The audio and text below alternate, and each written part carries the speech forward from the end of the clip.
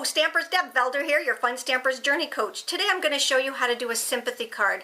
Unfortunately, I've had to use a couple of these lately, and this is what I came up with. I wanted something simple, pretty, but just easy. And if you don't want to use it for a sympathy card, you can just kind of take and change the sentiment right here. But it's a really simple card, very monochromatic, just easy to put together. So let's get started. I'm going to bring in my grid paper here so I have some place to work on. And my card base, which is 11 by 4 1/4 and scored at 5 1/2. My next layer is going to be this gray piece right here, but before I layer that, I'm going to show you how to save paper, and because I always do that.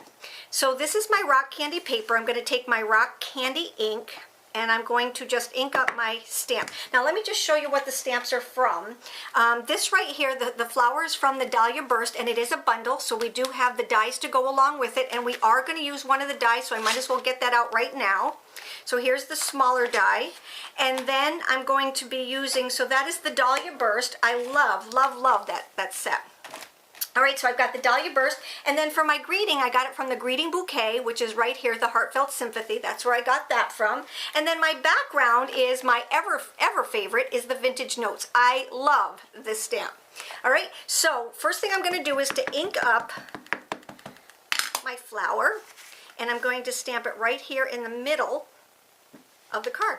Now you see, you know me, oops, that didn't work. Okay, so you know me, I'm always trying to save paper, so that's what I did. I just put that in there, and now I'm going to go and cut that out. So let me go cut it out, and I'll be right back. So now I'm back. This is where I can take the die off, I can take the flower out, and I'm going to use that as my layering piece.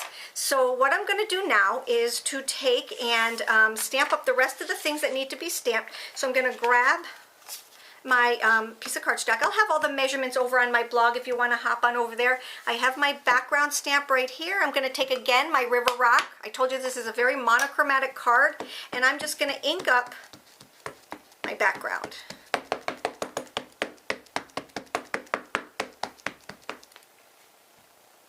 And grab my rock candy lid. Grab some scrap paper here. And throw this right on there. Alrighty, and we're going to lift it up, and there's my background. Super easy, really pretty, absolutely gorgeous. Alright, so I have my flower done, I have my my background done, and now I need to do my words. So let me just grab those and ink this up and stamp her down.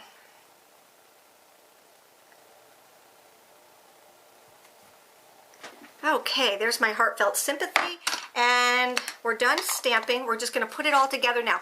Now, what I'm going to do is I'm going to take this background and just take my Easy Glide. Now, why did I turn that over? It's the same on both sides. I guess it's just a habit. But I could have used it on this side. That's just funny. I crack myself up sometimes. Okay, so there's that. Next thing we're going to do is we're going to add this. Oh, no, we're not. We're going to take our black piece. Whoop. Yep, I knew that. I knew that. Okay, and then we're going to add that.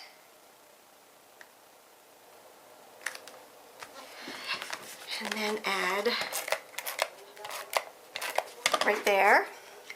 And we are almost done. Okay, and then we're going to add our little strip right here. Like I said, I have all of the measurements over on my blog, so just hop on over to there and you will get to see everything that I have. All right, now I'm going to take my sympathy and add that right here. Okay, there we go. Now, before I pop this up here, I want you to look at both of these. Do you see how this one has more depth to it than just this flat one? Now you can just pop it on there if you want, but I'm going to add some color to this. Now we have two sets of pencils, and I'm going to show you both of them. These are the color burst pencils right here, and these are the watercolor pencils. Watercolor pencils you're going to use with your blending brush and some water in it. And the Journey Color Burst pencils you're going to use with this, and you're going to use your pencils, and you're going to use some baby oil with it. So let me just grab the colors that I want first. Again, there are 2 trays of them right here. I'm going to go for the darkers right here, along with, let me see, the darker gray, I think is this one right here. And I also want my white, all right, my whipped cream. So those are the ones that I'm going to use. Now let me just show you a couple of tricks with the baby oil, all right? So this is the baby oil I get. I just got some from CVS. What you want to do is to make sure you just punch a little hole right in the top. You don't need to take the whole thing off, because if it spills, it's going to spill bad, all right? So what I do for my classes is I just keep one of my old containers from either my glitter or my embossing powder, and I put a little bit of baby oil in there. So I just take that little dot, pour it in there, put the cap on this one, and then I don't have to bring all the baby oil with me when I go. And this is going to be our blending solution.